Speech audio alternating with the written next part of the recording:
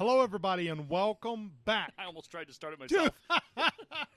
Welcome I back. forget this isn't my podcast. This is actually Chris's. He's so used to that, man. I know. Fine. He's like, and here we go. Let's get started with the days of the... No, it's not my Let's podcast. go. Let's do this. Welcome to... The Mad Monks Podcast, everybody. Thank y'all for joining us again. And I saw we had a subscriber, a subscriber. Oh. Woo, woo, woo. Hey, Starts there's with one person out there who subscribed to us. Yeah, we start with one. That's what matters. Today, our opening is going to be, what is your favorite instrument? Aaron, Oh, jeez. I hand the mic to you.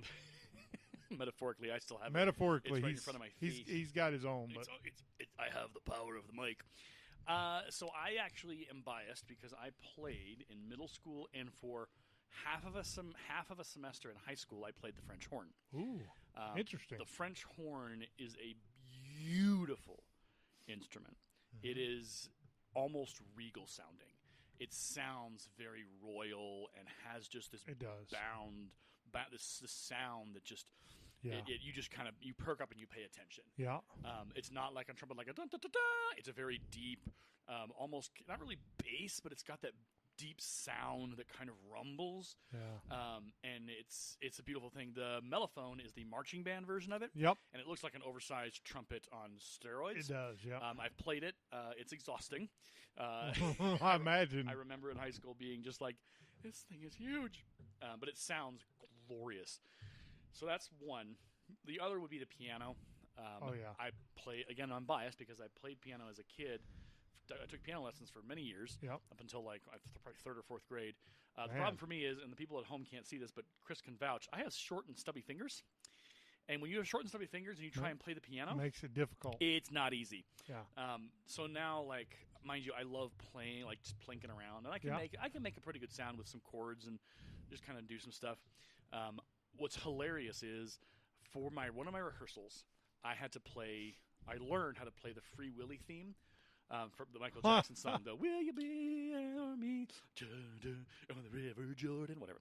And so Nice. I know, I remember that. I haven't watched Free Willy in years. It's been a long But time. because I practiced that song so much, Yeah. you put a piano in front of me and I can play that opening chord. The dun dun da da da da dun da da da dun da da da dun dun dun dun. So Nice. like that's how much my muscle memory and my brain has that ingrained that I could sit down and play that. Outside of that, I couldn't play you the rest of the song. I'd have to pull out the music and look at it. Oh yeah. But yeah, I love the sound of a piano. One of my favorite openings is, and it's a pretty stereotypical one, but Billy Joel's Piano Man, where he just starts up with the piano kind of thing, Yeah. da, da, da, da, da, melody, whatever. So yeah, Huh, I love interesting. piano. I love French horn. I can't play it, but I love guitar. I couldn't. Again, short, stubby fingers. They're not good Yeah. for guitar playing. So I have big hands. yeah, you could do it. You could play. Yeah. You've got a guitar over here. And Two of them. Yeah, you've Yeah. got the skill. I do not. So now that I've given and talked about two of my favorite Ooh, instruments. I'm gonna do two also. Okay. The second one would probably be piano. I like Okay. Ray Charles Yeah. and Jerry Lee Lewis. Oh, great. Those are two of my favorite piano players. I think Ray Charles is probably my favorite at this Yeah. point. Yeah. Or the blind guy. What's his name? Oh, Stevie Wonder. Yeah, isn't she lovely? I love that song. Oh my goodness! It's His version of Supernatural. yeah, that's I a love great. that. That's a great song. Stevie Wonder is fantastic. He is incredible. Great. I'm trying to remember if Jerry Lee Lewis, I think his story, I think he's dead. Yeah, he died. He is. He's dead. Yeah. He died in 2022 though. Holy crap! He Dude been dead. lived to be. He was old. Well, he was aged 87 Well, that's not in that Nesbitt, bad. Missouri. Unfortunately, Jerry Lee Lewis. There's no judgment on Mr. Lewis here, but Nope. he had a string of marriages. He was divorced once, twice, three, fourth, 5 times actually. Oh my goodness, that's a lot. And one of his wives passed away on him.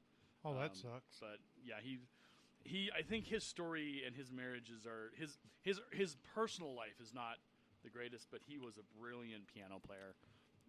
Just a groundbreaking, incredible. He was good. And then guitar would be my first Yeah. by far. So at some point we might have to do like a special one-off, or we might have to go over to Nerds by Screenlight or County Gamers or something and talk about the greatest guitarists of all time, because there are some in that list is massively crazy. Hard. Well, you talk about like Roy Orbison, you talk about Glenn Campbell, you talk about that. There's a guy, the Django Reinhardt, mm-hmm. amazing guitarist. So the Honeymooner, no, the Odd Couple. There was a guitar player, and the fact that his name is escaping me. Hold on, I'm going to find it. Jeff Beck's really good, too. Guitar. David Bowie. Solo. Roy Clark. Oh, Roy Clark's good. He's a legend. At some point, we'll have to sit down and watch that clip and then talk about it either on this show or part of the podcast. But it's a 3-minute long scene where Roy Clark. So the actors in the scene are playing Oscar and whatever else the name is, the Odd Couple. Yep. And they have Roy Clark on the show as playing either Roy Clark or playing a Roy Clark like character. Yep. He's like a famous guitar and whatever. And towards the end of the show, he goes buck wild. He plays like the actors. They go out of character. They no longer are playing the two characters in the Odd Couple TV show. Yeah. They are now themselves. Their eyes are wide. Their mouths are open. Dude is tearing this guitar apart. Yeah. And it is like, I watch it. I do it every couple of weeks. I try and watch that clip, and I just go, that man is a beast. And Roy Clark. We will never see. We see some, but the old school classic guitar. I would call them guitar heroes. They're heroes. Yep, they had unimaginable talent in those fingers. Yeah. Glenn Campbell, without question, was one. It boggles my mind what they could do with those guitars and their fingers, and just the incredible talent and the sound that they could make. The sound and the power within that. Yeah. We talk about like that's the hard part. Mm-hmm. It's easy to play the notes. Yeah. But to put the emotion behind it, that's the part that takes a gift. Right. And and it's I don't know if we talked about this, and then we'll get to our actual topic, but the power of music transports you into a church-like environment. It does. Like you're going to church. It does. I love when I watch that stuff, or I listen to those guitars, or I listen to good music, and it has heart and soul. Oh yeah. I'm like, okay, this is my church. This is a holy moment. Yeah. It's why at a lot of concerts, people will talk about having just this otherworldly experience. Yeah. Well, the reason why is because you're in the presence of talent, and that talent is not just given. It's, I would argue, and I'm probably going to get yelled at for this at some point in my lifetime. Nope. That it's God given, and that talent, when talent and composition and all that just comes together in that moment, man, there is incredible power. It is. Yeah. That's why people talk about, like, when they go to the Bono concerts. Yeah. Why they talk about it as a religious experience, because it is your heart and soul and mind all together as an audience is tuning into that sound. Yeah. And it is not just a regular old sound. It is something beautiful and sacred and holy that, partaking in that moment, you will never have that experience again, because in that moment it's just it's church. Yeah. And that's why when we're talking about instruments, I'm like, yeah, being able to watch a symphony and hear the power of all those instruments together, and as it reaches a triumphant crescendo, and just and you're just like, wow. There's a reason why we can, like Jurassic Park. You know that theme song. Da da da da da da da da da da. You know that, and when you hear it, you're transported. Yeah. You are. That's power. That's the power of instrumentation in music. Yeah, it is. Well, like the Darth Vader march. Yeah. Same thing.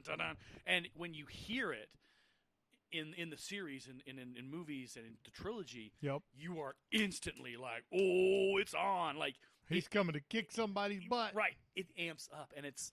I love that we as human beings haven't lost the ability to create good music. Now, we could have a whole conversation about auto-tune and AI, all that, everything. But there's a reason why, like, Taylor Swift still rocks and still continues to be a megastar to this day. She has an incredible voice. And she has an incredible talent with her guitar and her songwriting. There's a reason why she, in my personal view, is better than a Katy Perry. Katy Perry's talented. I would agree with There's that. no I would shame in agree that she's better. But Taylor Swift, her level of ability and talent overshadows like a Katy Perry. Yeah, I would agree with that. Put Tanya Tucker up against a Taylor Swift. They're equal. Those two are because Tanya Tucker was a big star. She was a beast, man. Her sound, Delta Dawn, even today. So I just watched a show with her like singing that song after all these years. Yeah, and it was with a bunch of other country stars. So like new country stars that are talented on their own and are incredible. Oh, yeah. But they were singing Delta Dawn, and they all stepped back towards the end of that song and let her sing that chorus on her own. And every single one of them, as she hit that moment, was where they just turned and their eyes got wide, their hands went to their chest, like they were just like, it was that holy moment. There's crazy. So Martina McBride had a concert with Pat. What? So hit me with your Benatar. Benatar, and it's a country country television show, whatever crossover. They do them. They did one with Reba McEntire and the winner of, and she has a TV show, Kelly Clarkson, many years ago. Kelly's an incredible singer. If you and if you're listening out there, take a minute after I talk about this. Put the pause. Open up a new tab. Kelly Clarkson, Reba McEntire, country crossovers. They do Fancy. So Reba and Kelly Clarkson, and this is Kelly Clarkson of like 2021, like 2001, like many years ago. When she still got talent, but when she was younger, and having them sing Fancy and having them play off of each other, it is magical. And I would almost say holy, because it is infused with such talent and emotion, and they are clearly having a ball. Anyway, so Martina McBride and Pat Benatar, they had one of those, a country crossover. And the song is Independence Day. It's a Martina McBride song. Never heard of it. It's a song basically about a mom who's getting abused, and she finally has had enough, and she takes revenge on her husband. And it's on Independence Day. Takes revenge on him. Yeah, takes revenge on him. Like, it's Independence Day, so she's gonna, as the fireworks are going off, and there's a part of that song where the chorus hits, and so Martina McBride and Pat Benatar are on stage, and they're starting that song. Now, Pat Benatar is a legend among legends. Woman She's a legend. is just incredibly talented. She's really good. No questions asked. Her voice is distinct. It is. And there's a moment where Martina McBride is just standing there and she's just having a ball, and they get to that chorus early on, and you can see Martina step back, drop her mic, and just like as Pat Benatar sings, "That's Independence Day," and her voice. And Martina loses it. She gestures to the crowd and she says, "Can you believe this?" Like in her like mouthing, like, "What?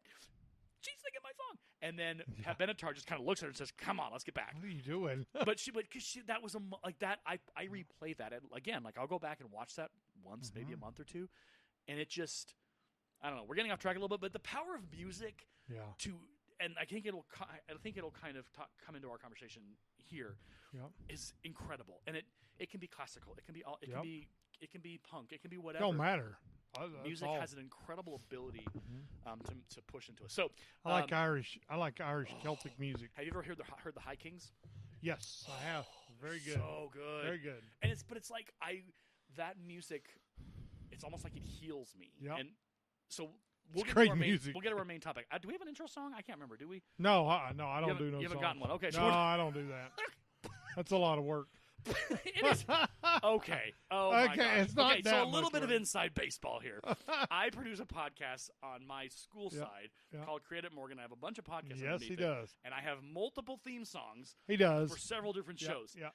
It is not. Here's what I will work on finding us a theme song. Okay. How's that? Sounds good. I will assist the podcast. I could probably get one if I really, really wanted to. I just don't want to.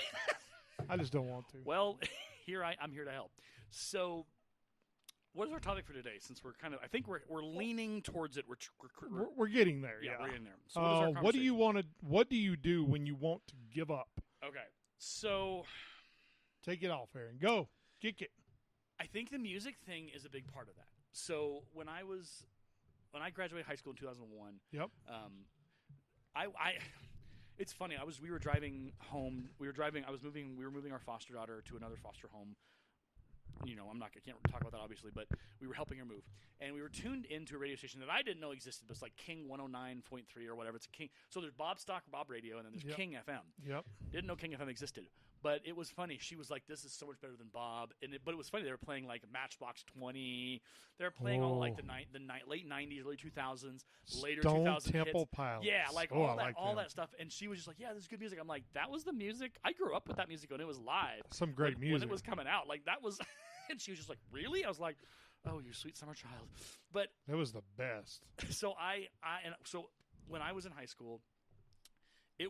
Middle school was rough for me. Middle school, I wasn't saved by music. I was more saved by my youth group and my teachers and everything else. Yep. High school, I did all right. I was a big old nerd, whatever. But after I graduated high school and I went into the world and I went to school for a semester in one place and semester school in another, decided to take quote unquote a year off, turned into 14 years, whatever. But in that intervening time between then and when I went back to school in 2014, it was hard. I was didn't have a college degree. Yeah. I was working, so I started. That's hard, man. My gosh. I was there. Well, I went there. You lived that.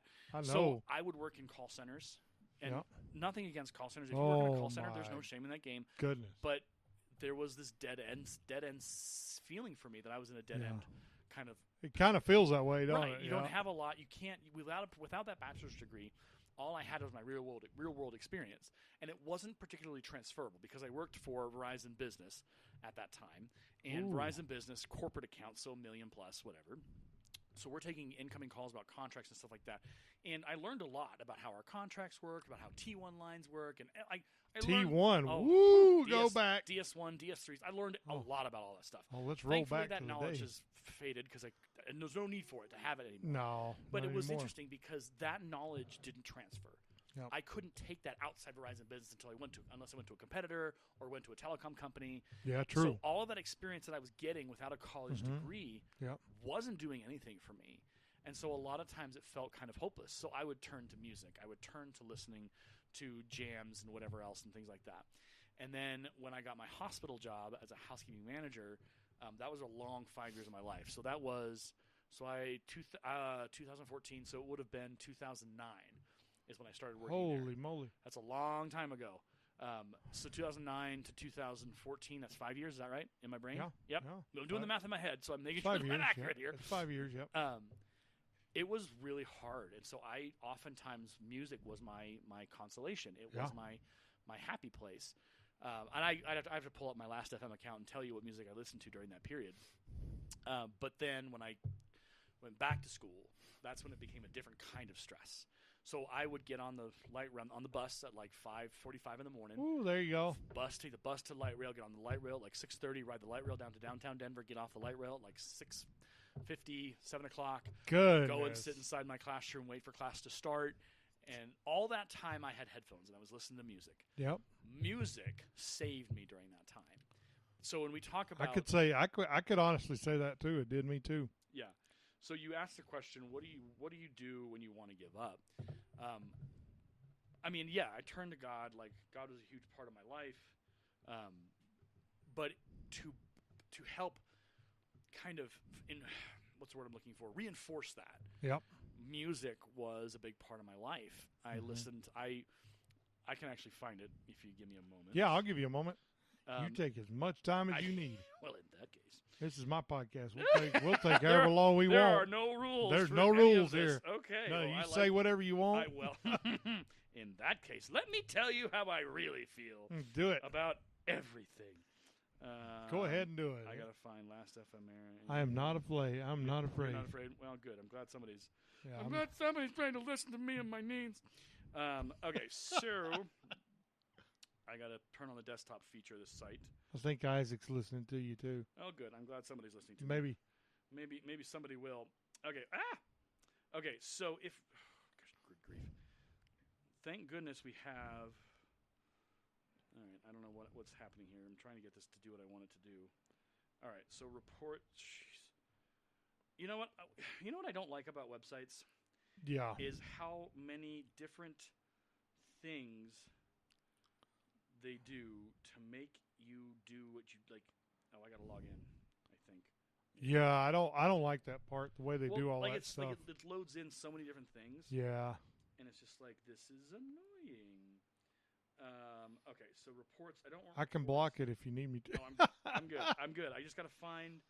I gotta find my. So, anyway, I can tell you. I don't know if you can you pause this for a second while I look? Yeah. Because I don't want us to dead air this thing. Okay, we're back on. So, yeah, so I have this thing called Last FM, and it's been scrubbing my music since 2009. Oh. So my entire listening history of music has been categorized since 2009. It's a long time. I don't. How many years is that? Is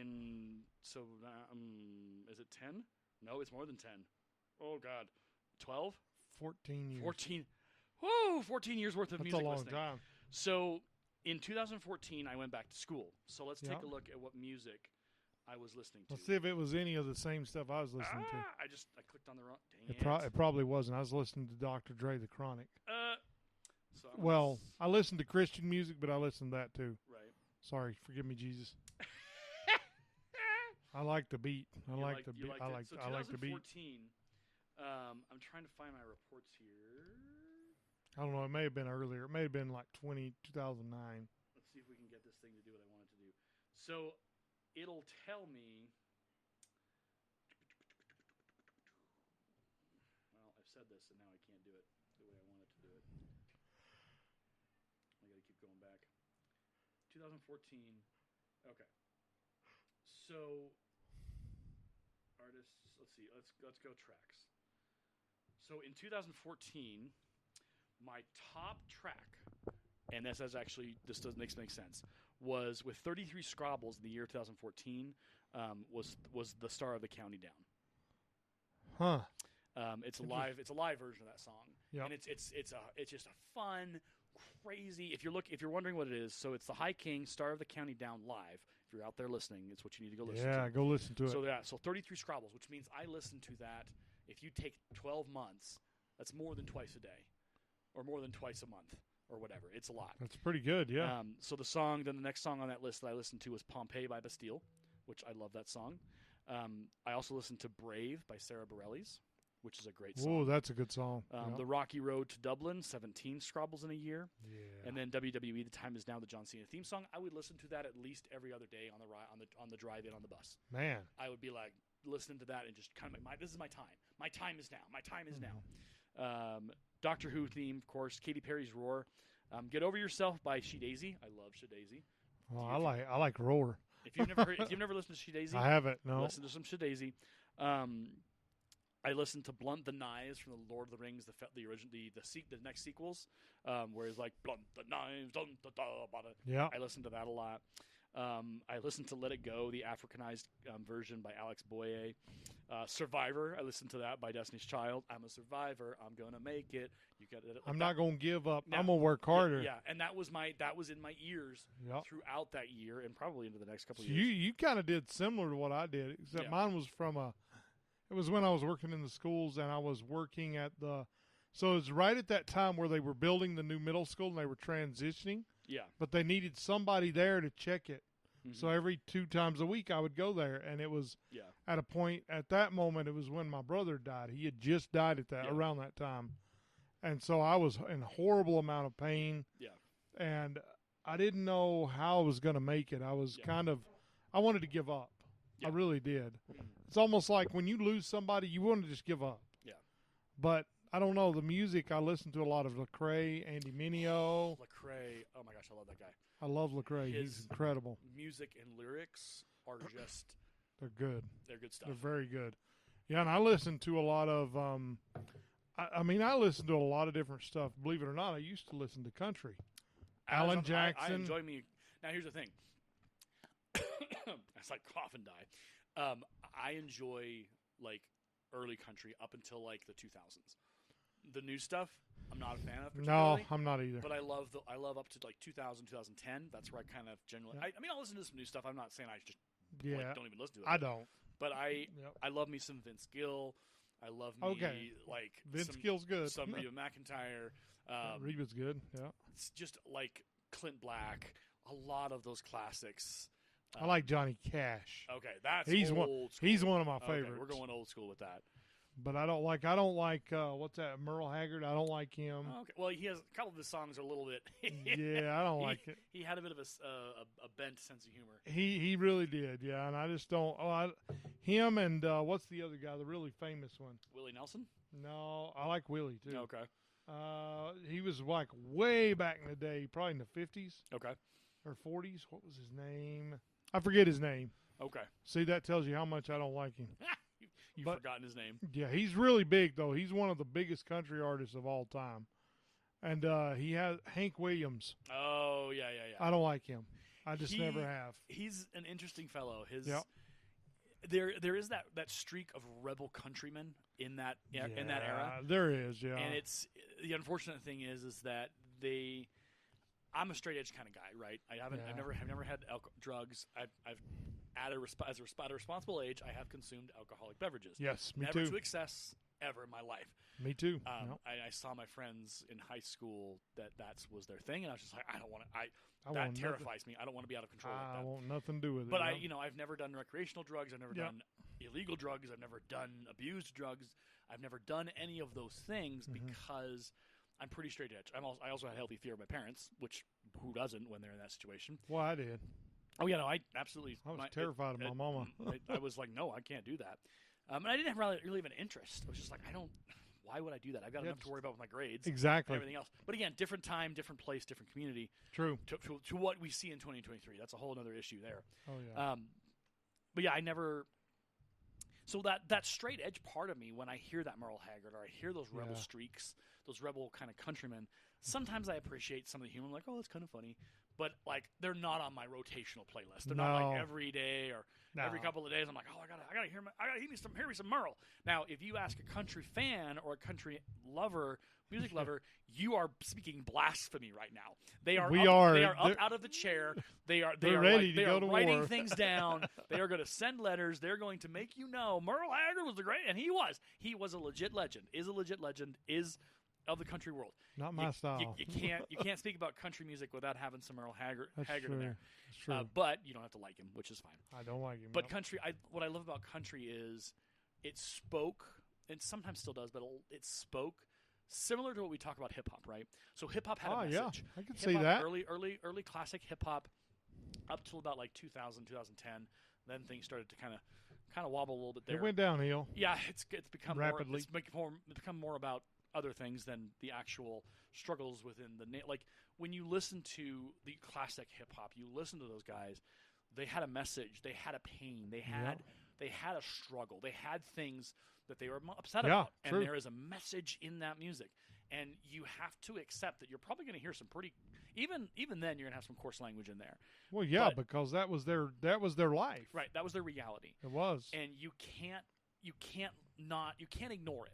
Yep. Because it's not to ignore it is to say that your issues or your message doesn't matter. It doesn't have importance. We need to validate that message. We need to validate that experience. Yeah, because it's not like that's why country music in the 80s, 70s, 50s, 60s, 70s, 80s, 90s, and then the 2000s ish was so important and powerful because it spoke to people struggling. So you talk about what do you do when you want to give up? There is so much music both in the early hip hop and the early country. Up to 2000, 2010, that speaks directly to that. It does. There is some real pain in those songs about heartbreak, about destruction, about things that are happening to these families, to these men, to these women. Yep. That is incalculable. But you understand it through that song. You do. You get that. And I was listening to, I can't remember, it's Rodney something, but it's a song called When You're Going Through Hell.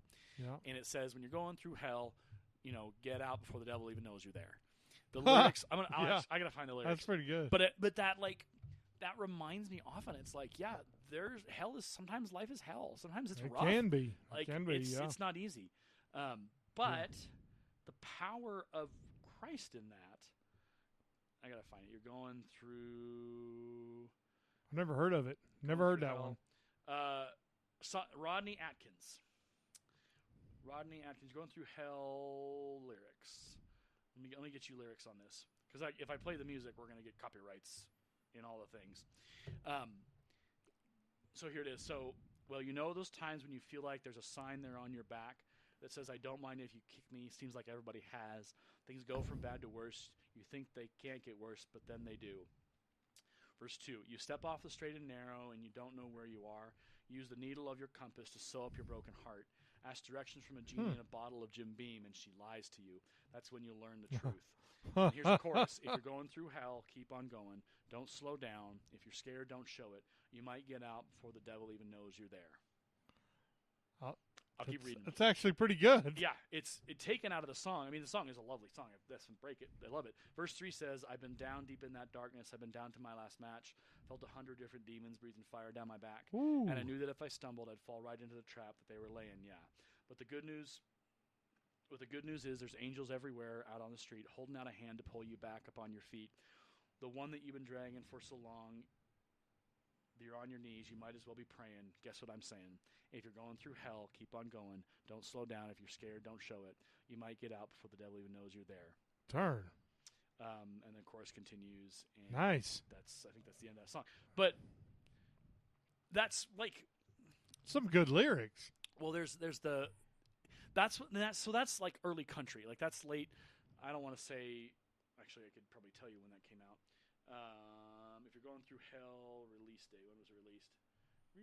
Yeah, I've never even heard of that song before. It's Rodney Atkins, 2006. So the late 2000s. Long time ago. Well, that was way back. It's in weird the day. because when you said it, I was like, no, that wasn't that. Yeah, that was. Yeah, it was a long time ago. That was like 15 years ago. It don't seem like it was that long ago though. But it is. But that's powerful, right? Yeah. It's like. I love the line about you use the needle of your compass to sew up your broken heart. I heard, yeah, that was good. You think about all those times that we've been through and still will go through, is that when you're literally down to your last match in the darkness. I've been there. You have you use whatever you have with you to get through it. Yeah. But I think the message of that song is that you can get through it. And there's like it says, there's angels on the sidewalks everywhere you go, like the ones you don't know about. Man, that's good. So there's the verse, as I walk through the valley of the shadow of death. I'm going to find it. Psalm 23. As I walk through the valley of the shadow of death. Yeah, so Psalms 23:1. What's funny is, so that song that is used in a hip hop song. As I walk through the valley of the shadow of death, I will fear no evil. We'll circle back to that in a second. But here's what Psalm 23:1-6 says. Yea, though I walk through the valley of the shadow of death, I will fear no evil. For thou art with me, thy rod and thy staff, they comfort me. Thou preparest a table before me in the presence of mine enemies. Thou anointest my head with oil, my cup runneth over. Yeah. So what I love about the Psalms is there's a psalm for everything. There's 150 of them. There's a lot of them. There's a lot of them. Yep. And it's what I love about the Psalms is a lot of the songs we sing as hymns now. Yep. They came from our Psalms and our Proverbs. They do. Yep. But I sit in that is that the valley of the shadow of death is obviously a real location. Like they're talking about where death is coming. You are walking in the midst of what will come to get you. Like it's coming for you. It's coming for you. But I will fear no evil because thou art with me. My God is with me. My God protects me. Thy rod and thy staff, which are the weapons of choice. They comfort me. They comfort me. Thou preparest a table before me in the presence of mine enemies. Showing favor now. I'm protecting you. I am feeding you. Thou anointest my head with oil. Of course, the oil means like a blessing or a whatever you want to call it. But also my cup runneth over. And like that's the idea that you have more than you need. You have so much given to you. So I got to find that the song as I walk through the valley of the shadow of death because it's actually a hip hop. It was used in hip hop as I walk through the valley. Coolio? No, Gangsters. Yeah, Coolio Gangsters and Paradise. Kylan Mash. Yeah, Gangsters Paradise. Yeah. As I walk through the valley of the shadow of death, I take a look at my life. And so he says, as I walk through the valley of the shadow of death, I look at my life and realize there's nothing left. Guys, I've been blasted and laughing so long that even mama thinks my mind is gone. Yeah. But I ain't never crossed a man that didn't deserve it. Maybe treated like a punk. You know that's unheard of. You better watch how you're talking and where you're walking, or you and your homies might get lined in chalk. So what that's a threat of violence. It is a threat of violence. Let's be abundantly clear. That's not how Jesus operates. No. But what they did, what is the power of Gangsters Paradise is it takes a psalm And like when we started talking about it, we went right to Gangster's Paradise first. I knew what it was. We went there, and we're like, oh, well, that I know that. And the song is like, yeah, I just it's if you really want to dig. That's a great song. It's the lyrics of that song are incredible because I think the old school hip hop speaks of a greater struggle, of it a struggle does. of a people, of a group, of a community. Yep. So here we go. Let's see. I ain't never crossed. See, well, I really hate to trip, but I gotta look. As they croak, I see myself in the pistol smoke. Fool, I'm the kind of G little homies want to be like. On my knees in the night, saying prayers in the street light. Ooh, Like that, he's nice. like, there's some God there, but it's not really the one that you should be worshiping. Look at the situation that got me facing. I can't live a normal life. I was raised by the street, so I got to be down with the hood team. Too much television watching got me chasing dreams. I'm an educated fool with money in my mind. Got my 10 in my hand and a gleam in my eye. I'm a locked out gangster, set tripping banger, and my homie is down, so don't arouse my anger. Fool, death ain't nothing but a heartbeat away. I'm living life, do or die. What can I say? I'm 23 now, but will I live to see 24? The way things is going, I don't know. Tell me, why are we so blind to see that the ones we hurt are you and me? Man. Powerful done, lyrics. Coolio. Powerful lyrics on their own. That was good. Rest in peace, bro. Yeah, power and money, money and power, minute after minute, hour after hour. Yeah. Everybody's running, but half of them ain't looking. It's going on in the kitchen, but I don't know what's cooking. They say I gotta learn, but nobody's here to teach me. If they can't understand it, how can they reach me? I guess they can't. I guess they won't. I guess they front. That's why I know my life is out of luck, fool. Man. Tell me why we are so blind to see that the ones we hurt are you and me. Like, that is... This is why I continually preach about old school hip hop and hip hop in the 90s and the 2000s. It's really good. It is the lyrics speak to so much. There is so much, like, the depths. It's like, this is to borrow the donkey line from Shrek. There's layers. There's so many layers in that song. There is. And there's so much metaphor and imagery that they're pulling. But it's really good, actually. It is. But we talk about, like, the question you asked again Mm-hmm. is, what do you do when you want to give up?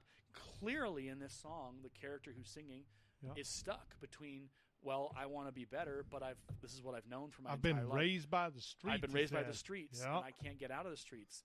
And he says, he sees no way out. It doesn't look like. "Yep, fool, I'm living life." Where does he say? He says, "I'm educated. Oh, hold on, I gotta find this here." So power and money, money and power. Everybody's running, but half of them ain't looking. It's going on in the kitchen. So they say I got to learn, but nobody's here to teach me. If they can't understand it, how can they reach me? I guess they can't. I guess they won't. I guess they front. That's why I know my life is out of luck, fool. So he's talking about there's people out there like, yeah, you got to get your life straight. But he's saying, they say I got to learn, but they're not here to teach me. They're not here to teach me how. They're on the TV saying things. Yeah. They're telling me they're doing that, but they're not actually doing a dang thing. Yeah. They're not actually here to help. They're not where I need them. Yeah, true. And then he's talking about, like, if they can't understand me, how can they reach me? I guess they can't. I guess they won't.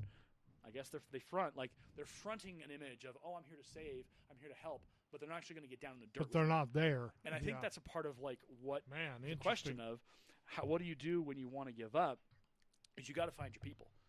You got to find your support. You have to have people. Yeah. And again, this in the concept of 2023. People be like, well, why use that word? But like a tribe, but a community or a group of people who are your support structure, who they are your ride or dies. They are the people that you pick up the phone and you say, hey, I need this. Let's go. They're there. I have a friend who's It's hard to do that. It's hard to find, too. I have a friend who's going through some stuff with just stuff that's going on in her life. Yeah. But she's at the point where she's having to ask for help from her family and friends. Yeah. And her statement to me this morning was really cool. Is she's like, the people that I least expected to help and support me in my time of need have been extraordinary. Interesting. Like she asked for help for something or told someone something and said, hey, I'm struggling. I can't do this. And she said, like, yeah, they just suddenly they said, hey, I have some extra groceries for a week. Here, go. Here you go. For a week. Here's some groceries that'll feed you for a week. Here's a week's a lifeline, man. Here's that'll help you. Hey, yeah. I heard you need, like, hey, do you, like, once a month or once a week, hey, come over and let's have dinner. Have dinner with us, and we'll feed you and send you with leftovers. Hey, when you come over, like, but she's got and it's so interesting because if she didn't have that, it would be a lot harder for her. Gives her hope. That's the word. No, hope is the word. And in my professional life, my principal has said that hope is not a strategy. And I think that's something to, and it's, you laugh, but I think it's true. I think it's something to think about because Yep. when she said it, I was like, well, she's like, well, here's, and she said, this is the thing. Hope should not be something that you just kind of go to every so often. No. Because being a strategy means you use it when you need it. She was like, no, you need to, hope needs to be your life. You need to live and breathe She and is eat. absolutely right. And so in this case, for my friend, I would agree. she has found hope in her family and friends around her who are willing to help, who are willing to lean in and say, hey, do you need something? What do you like? I'll try and help. I can't give you everything. I can't fix this, but I can fix this. Let me help here. And I think for us as Christians, the question you're asking is, what do you do when you want to give up? Make sure you have people in your life, but also be in prayer, ask for help. Requires all of those things. Ask for help. And even though my friend isn't a believer, I mean, I still pray for her, but the people in her life are believers. Yeah. And it's really well, some of them are. I don't know how practicing the others are, but that's beside the point. My point is that she has discovered that they do love her and care for her enough to know that she's in trouble and she needs help, and that they don't want her to give up. Yeah. They want to make sure that she has hope. And so the hope not being a strategy is important because you need to live it. And that's, to that point, is that there are people in our world who need help. Like, so once a month with my friend, we are getting together and having brunch. I pay for it. I take care of it because that's important. And we get to sit down and talk about life. I get to kind of dump on her. She dumps on me. We kind of encourage each other and say, hey, let's do it again next month. We'll see you then. There you go. But because I know that she needs that, and I need it. Yeah, you need it too. Our cyclical nature of hope is, I know that if I reached out to her and said, hey, I need a second. Can you talk to me? I know she'd be like, call me, let's go. Yeah. And I know that if she reached out to me and said, hey, I need help, I'd be like, yeah, what's up? What you need? I'm an hour away. What do you got? But that's what, when you live, breathe, eat, and hope is every part of you that it could be, it should be, you are less likely to give up. You are less likely to go, hell, I don't want to do this anymore. I'm going to do that. It builds determination in you because that hope helps fuel you to the next thing. Hey, I had hope. I fought back. I reached out. I had people who helped me. I got through this. I now know that I can get through things. Yep. That gives me the hope that I need to hold on to routinely so that the next thing comes around, I got this. And I know you're more equipped. You're more equipped. Yep. You've done this once or twice. It's not your first or second or third or fourth rodeo. Yep. Like, you begin to build up that strength. You build up that courage. You're less likely to just be like, whatever, I'm not going to do this. Crap You're with like, all this. who cares? I'm done. Whatever. I've been there too. And it's interesting that she has come so far. At some point, it would be very fun to sit down with her and have this conversation. Yeah, no kidding. She is not a believer. She's a Wiccan. She is very different in her sexuality than what we have an understanding and acceptance of in our own lives. Yep. I don't judge her. It's not my job. It's not but your job, no. She has a different perspective. And so we've been friends since 2014 when we ran into each other at college, and we just started talking. She's 10 years younger than me. And it's been a very cool dynamic to be friends with her. I would almost call her, she's one of my best friends because I know that every time we reach out to each other, we're going to be able to hang out and spend time together. Yep. But her hope has been routinely refueled over these last 10 plus years. Mm-hmm. She has never given up. She's never stopped. She's never whatever. She's continued to fight and live her life and find ways to get through what she needs to get through. So it's been really nice to kind of. That's good. You got a friend that close, man. That's hard to find. Well, and someone who I know will be able to make it. So I guess my question for you is, I've talked and answered that question. So now I will. I guess you have to. I guess yeah. Mine's going to be a little bit different, but it'll be similar. Hey, there's nothing wrong with different. That's right. Yep. So when I remember in 2015 when my brother died, at the time I was working in the school district, and I felt like there was this darkness falling in all around me. Yep. I just went and seen my dad, and that was horrible. Yeah. I can still visualize and remember the look on his face. I can still see it. And I remember that when you have darkness falling all around you, what is the absence of light? Yeah. It's darkness. Yeah. Darkness takes away hope. Yeah. And so when I was around in that time in 2015, I needed, like, I'm an optimistic person. Yeah. 99% of the time. Yeah. Well, 95%. I'm getting older now. You're starting to get a little yeah. pessimistic some of that time. I'm a little bit. Yeah. A little cranky. I'm Get a off little- my lawn. I'm a little cranky. I'll throw and shoot at you. But I don't know. At that time, it was just this interesting. The hope in me was starting to fade away. Yeah. Because I don't know how many people out there have lost people, but it takes something out of you. It takes something away. You lose a part of yourself. Yeah.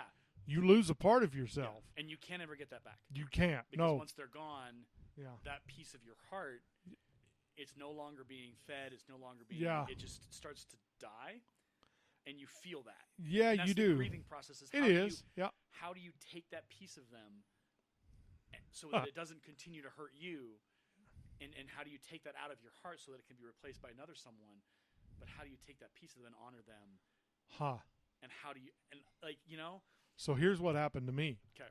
So I fell into a deep depression. Yeah. That's what happened to me.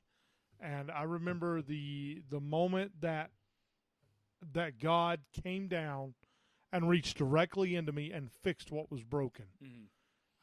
I went to sleep. I was in the bed. I went to sleep that night. And the last thing I said to him before I fell asleep was, Lord, if you take me tonight, I'll be happy. Oof. And I said, but if you don't, right, and I wake up in the morning, change me. Yeah. I woke up the next morning, and I was not the same man. Yeah. I had abundant hope. Yeah. The hope. See, that's what I want to get through to people is that. Well, and so before you say that, so here's the thing: what you were able, like this, again, this is like light theology. So just it is. Buckle up and kind let's of go with us as we kind of theology stumble our way through this thing, but. Because what some people would say is that you don't get to tell God what to do. How dare you do that? My response is, God, you asked God, you said, hey, either take me now or build into me what you need me to be. Exactly. Make me not who I want to be. Yeah, who you want me to be. That's right. And that confession, that moment, I would argue, is the far more powerful part of that conversation. Man, it is. Telling God to either take me or fill me. Okay, you're taking God at His word, because He could have been like, okay, cool, Chris, time's up, let's go, back up to me, let's do this. Yeah, he could have been like, all right, cool, out of the pool, let's go. But he didn't. Because He had a plan or a will for your life, and so in that moment, it's like God was like, okay, you have now asked for a choice. You've now asked, and it's almost as if you submitted yourself to Him. I did. I kind of did. Yeah. You're like, I need not fully, but take I did. Me or fill me. Yep. Make me a better man, which the context of this, make me the man you want me to be. That's what I was asking him. And he knew that. He knew that. But you needed to verbalize it. I did, You need to say it out. Because people talk about like, oh, well, I pray to God in my head all the time. It's like, until you actually say it. It don't mean nothing. Verbalize it, Because then you're like, well, God, just read my mind. Well, that's not how that works. You can write a book in your head all day until somebody reads it. You're not going to be like Steve. You're not going to be a Stephen King until you put it to paper. That's right. Which is a weird metaphor to go with, but we're going with it. It worked. It did. Yeah, it worked. Yeah, sure. So, I think for that, that's a powerful moment. It was. And I think for people to hear that, it's like, because if you go to God and you say, either you take me or you give me what I want. Well, that's a whole nother issue. That's arrogance and selfishness. That's arrogance. Yeah. That's basically saying to God, I know better. Make it better for me. Yeah. Not make it better for you or whatever. And what I was asking him was, I was at the place to where, because I understood that I needed to be hopeful for my boys. Yeah. And for my wife and for my dad. My dad was in excruciating pain at the time. Yeah. And I didn't know how to help him. And the only thing I could do was be the man that God had called me to be. Yeah. And to do that, you have to submit yourself. Yeah. And I can honestly tell you today that I am not the man that I was 10 years ago, 15 years ago. Yeah. I am a completely, way, way different. Yeah. But do I always have moments of darkness? Yes, I do. Yeah. I absolutely do. Yeah. There are moments when I have a lot of darkness, but there are more moments of extreme light and hope and love and compassion. I believe in my life, I have found that the best way for you to become a more hopeful and loving individual is to give away what you want and love people freely and openly. And say, what do you need to feel that you're loved? And so for my wife, that's been me submitting myself to her. Holy crap. I think the house just fell down. Things are happening upstairs, apparently. My wife's throwing stuff. She's trying to throw something at me right now. Through the floor. Through the floor into the basement. So that's kind of where I'm at now. Yeah. I'm like, there's moments that I have that are dark, but most of the time I am a very hopeful, optimistic individual. I really, the job that I have now has played a lot into that. So this is the other question. Yeah. Do you allow the situation to dictate to you how you're going to be? Or do you look at the situation and say, this is who I am. Yeah. I'm not moving from this position. Yeah. And no matter what comes, this is who I'm going to be. That is a big question. That is a very big question. Yes. I think when in my younger days, I would have adjusted to the situation. I would have too. Yeah, I would have absolutely. been like, well, I need to be different. I'm the problem. It's me. It's the old Taylor Swift. It's a Taylor Swift song. It's me. I'm the problem. It's me. No, Taylor. I don't know that. Sometimes it is you. I don't Taylor, know that song. I don't listen to Taylor. No, oh, blasphemy! I just heard Heresy of the highest order. Oh, this podcast is in danger. How dare you, sir? I was fine with the Merle Haggard slams, but you have spoken against. I don't dislike her. I just don't listen to her music. Okay. We're fine. I was like, that's it. Flipping tables in the grand basement. The flipping tables in the Temple of Taylor. How dare you, sir? Yeah, how dare you? I don't know. She's not my taste, man. I just don't. You don't like have her. to like her. I don't. You just like have her. to like just. I recognize she has a great deal of talent. Anyway, I do see now that we've completely annihilated and alienated every one of our listeners. Yes, we did. And that's great. Good talk. Is that I don't even know where I was going with that conversation. I have no idea. Taylor Swift just totally. I just ruined it right there. So it's like when you're in that situation, you're always just more like, well, I'm the problem. It's my fault. Exactly. But yeah. As depending on your maturity and how you get there, you can be more of, I'm not the problem here. Yeah. I need to stay true to who I am. Exactly. I need to be myself and not try and be somebody else. Yep. In that situation. Yeah. And I think it's a delicate line to walk, especially in hard. 2023. It's hard, yeah. Because there's a lot of things that, you have to be mindful of. Okay, well, this is not, like, I'm not going to be okay with this in my world and in my house, but I can't really confront it outside because that would be that. And I there's probably going to be an argument at some point about this because people are going to be like, well, Jesus called people out in the temple. But that was contextually specific. People were in his house making money, betting, doing like money exchangers. Things were happening. It was profaning the temple. Profaning. Absolutely. And he had every right to say, get the heck out of my house, y'all. Flipping tables. I'm mad as heck and not going to put up with it anymore.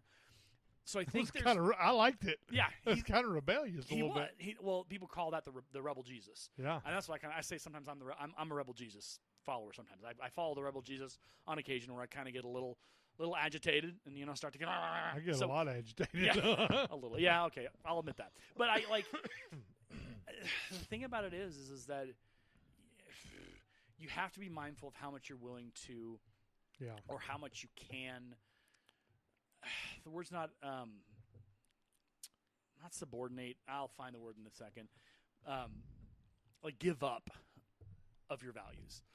Like you have to stay true to who you are. You have to. Well, and not just stay true to you, but stay true to Jesus. Yeah, exactly. And that's I think the biggest piece of that. So but I think you have to know him personally to do that first. Yeah, you have to have a relationship with Christ. Yeah. So what was the question you were asking? That second question. Can we go back to it, or do you remember it? So do you stay true? Do you bend to the situation, or Man, I think it's a hard question. I think it's one of those things where Christ calls us to be in the world. He does. He doesn't want us to be in our little bubble. Yep. He doesn't want us to be in our own little communes and never leave the walls and shut out the doors and do whatever. Christ called the Great Commission is not a mistake. It is not an error. Nope. Go out and make disciples of all nations. Like it's pretty precise. It's clear. Yeah. So it's not a, hey, you need to just kind of huddle down and make your own little, survival camp. No, Christ never did that. He did. Christ was out in the world. He was working with people, but he also never betrayed his sense of self. He never lost who he was. Yep. He was always like, hey, what you're doing is wrong, and here's what I can help you with. Here's Go how and you sin can no fix more. Whatever. So he was confrontational, but he wasn't rude. He was just like, well, this is what's happening, and you're wrong. You're wrong, and here's what you should do, and here's how you can do it. But he never said, I'm throwing you down to hell right now. It was never a part of Christ's message on earth. Except when he talked to the Pharisees. Oh, the Pharisees knew how to push Jesus' buttons. Boy, they did. But what I think he almost enjoyed playing with them. This is a bit of the shaky theology, as I was talking earlier. I think Jesus knew exactly what he was doing with those guys. He absolutely did, and he knew they were gonna what their defenses were gonna be. He knew their intention too. He knew what they were trying to do. Yeah. And he was like, "No, here's what I know." They're just like, and finally they're like, "We got to kill this guy," and they did. But that's what they did. They fulfilled the prophecy, and 3 days later, he's back, and here we are, Christianity 2023. That's right. So it's one of those things where it's that whole. We talked about this before in this show.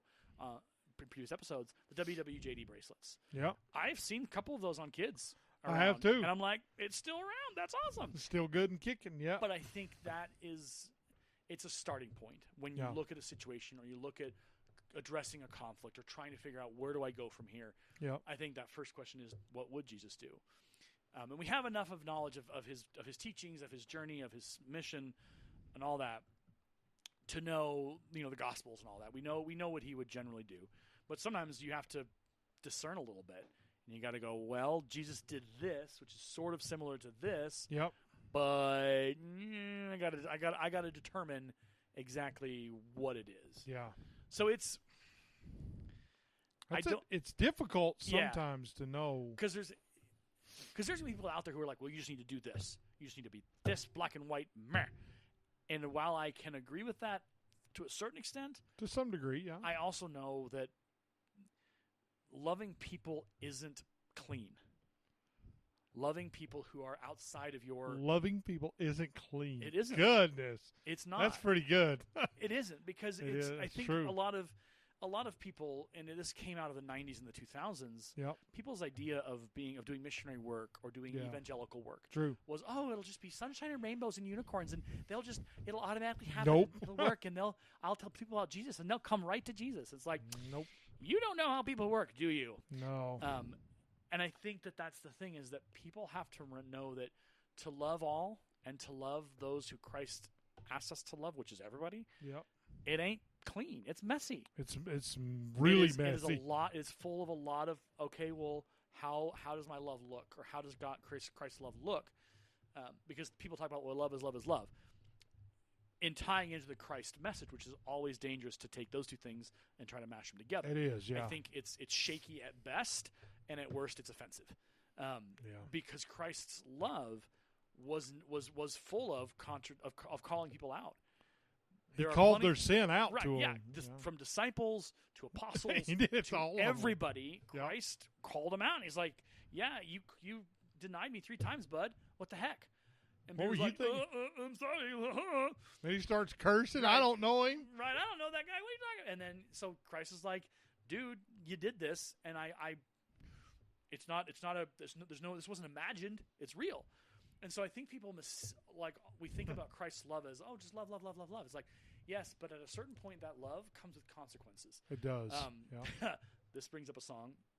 So there's a song by Newsboys. Actually. Ooh, I like Newsboys. Oh, I love the early the Newsboys. Truth and Consequences is the song. Oh yeah. Here we go. Let's go full lyrics. Are you ready? Yep, I'm ready. All right, here we go.